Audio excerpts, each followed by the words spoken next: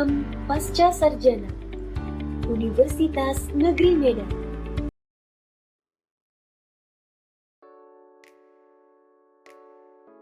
Assalamualaikum warahmatullahi wabarakatuh. Salam sejahtera bagi kita semua. Yang kami hormati Bapak Dr. Zulkifli Matondang MSI selaku dosen pengampu mata kuliah Statistika Pendidikan. Kami dari kelompok 4 akan mempresentasikan hasil diskusi kami tentang uji asumsi klasik. Namun sebelumnya izinkan kami memperkenalkan diri terlebih dahulu. Saya Nugraha Nasution selaku moderator, Mestika Pudan Purba selaku pemateri ke-1, Sylvia Ramadhani selaku pemateri kedua, Fitriani Baurusitepu selaku pemateri ketiga.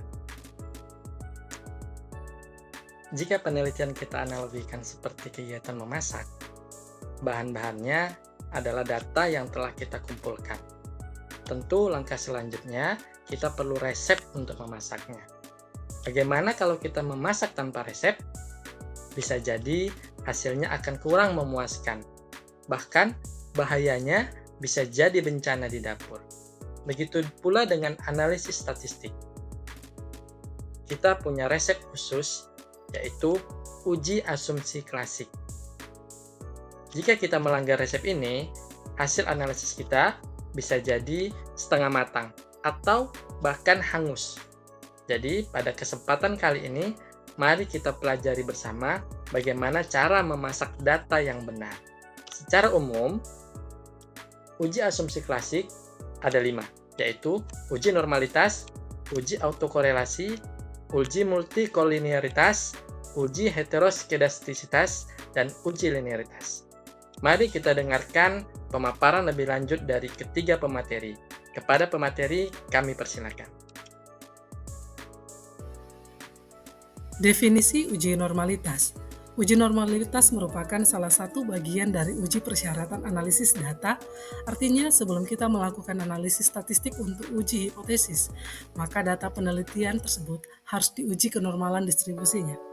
Adapun dasar pengambilan keputusan dalam uji normalitas, yaitu jika nilai signifikansi lebih dari 0,05, maka data penelitian berdistribusi normal.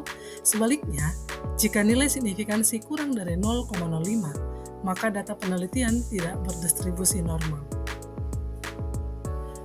Uji normalitas 1 menggunakan Kolmogorov-Smirnov. Uji ini membandingkan serangkaian data pada sampel terhadap distribusi normal, serangkaian nilai dengan min dan standar deviasi yang sama.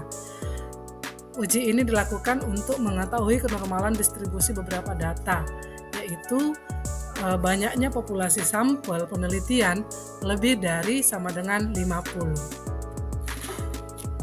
Sapir-Whorf digunakan untuk mengidentifikasi apakah suatu peubah acak random variable berdistribusi normal atau tidak.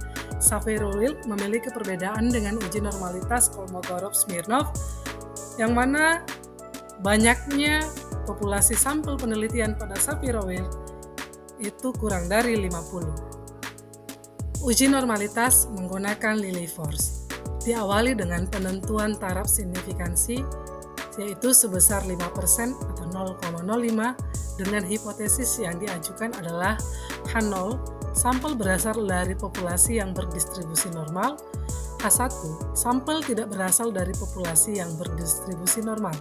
Dengan kriteria pengujian, jika L hitung kurang dari L tabel, maka terima H0. Jika L hitung lebih dari L tabel, maka tolak H0. Berikut langkah-langkah untuk melakukan uji normalitas melalui uji Lilliefors. Nah, sekarang kita akan membahas mengenai uji autokorelasi. Jadi, uji autokorelasi itu adalah untuk melihat apakah terjadi korelasi antara suatu periode T dengan periode yang sebelumnya. Secara sederhananya, analisis regresi terdiri dari menguji pengaruh variabel independen terhadap variabel dependen. sehingga nggak boleh ada korelasi antara pengamatan dan data observasi sebelumnya. Contohnya adalah dampak inflasi bulanan pada nilai tukar rupiah. Nah, terhadap dolar tuh, data pada tingkat inflasi untuk bulan tertentu, misalnya Februari, dipengaruhi oleh tingkat inflasi pada Januari. Berarti model tersebut memiliki masalah autokorelasi. Selanjutnya, kita akan membahas uji multikolinearitas. Nah, uji multikolinearitas ini dirancang untuk menentukan apakah ada korelasi yang sangat tinggi antara variabel independen dalam model regresi linear berganda. Nanti, jika ada korelasi yang tinggi antara variabel independen, hubungan antara variabel independen dan variabel dependen jadi terganggu.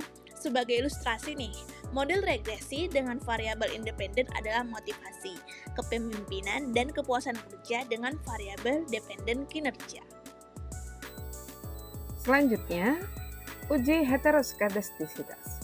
Dalam penelitian kita, uji heteroskedastisitas bertujuan untuk memeriksa apakah ada perbedaan yang tidak sama antara satu residu dan pengamatan lainnya. Terkadang penggunaan model yang tidak tepat untuk data dapat menyebabkan variasi residual yang tidak konstan.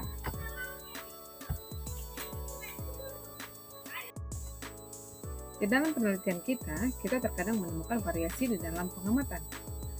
Seperti contoh, ketika data terdiri dari kelompok dengan karakteristik yang berbeda, contohnya kelompok usia ataupun tingkat pendapatan.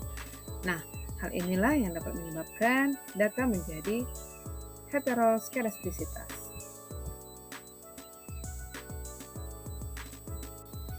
Nah, bagaimana cara kita mengetahui data bersifat heteroskedastisitas? Yang sederhana sekali, yaitu membentuk grafik. Kedua, dengan melihat pola error yang dihasilkan dari persamaan regresi. Dan menggunakan uji statistik, antara lain uji Goldfeld, Quant, uji White, uji korelasi, Rand-Sperman, uji Park, uji Glaser, dan uji Bruce-Pagan-Goodfriend.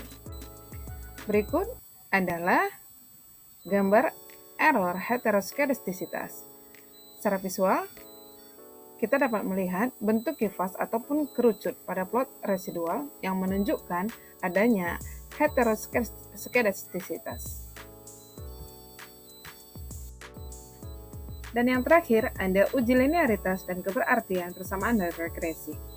Uji linearitas dan keberartian persamaan regresi merupakan dua analisis statistik yang saling berkaitan dan sangat penting dalam regresi.